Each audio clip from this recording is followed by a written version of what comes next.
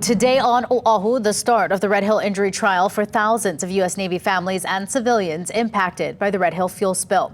Our Robert Buon joins us live from the Kuhio Federal Building, where the opening arguments will be heard.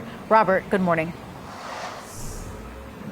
Leah, good morning. It was November of 2021 when health cases started to surface, and also we learned about the contamination of the water in the area around the Red Hill bulk fuel storage facility.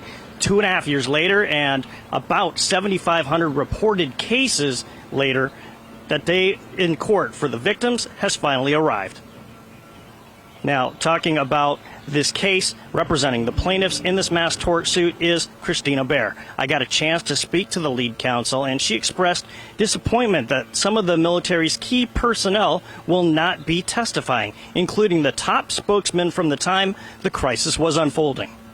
This week, Admiral Paparo, who was the admiral responsible for the Red Hill response, he is the admiral who approved the communication plan that told its officers to lie to the public. Admiral Paparo is getting promoted this week on this island. Why isn't some official like Admiral Paparo in court saying we're sorry on behalf of the United States? Because we're too busy promoting them.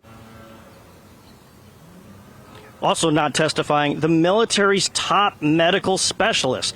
Now, this coming up here is video I obtained from a source in which it just took place last month. Dr. John O, he's briefing military health service personnel on treating those impacted, now stationed elsewhere.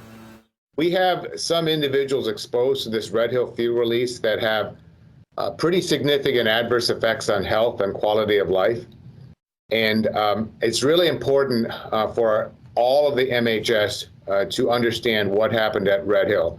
You know, I've talked to a few individuals that have been exposed to the fuel release, and they have told me that it's very frustrating and it's a total downer when they kind of see a new healthcare provider or talk to a nurse, and they say like, yeah, my health hasn't been good ever since Red Hill, and then they get a deer in the headlights look. And so we kind of want to avoid that.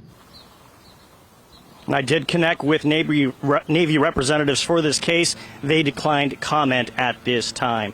Proceedings are supposed to begin at about 8 o'clock this morning. For about 15 minutes before, Christina Baer will be here. We should have comments for you later on Midday Island News. So stay tuned online and on air for more of the details. From the Kuhio Federal Building, Robert Buon, Island News. Leah?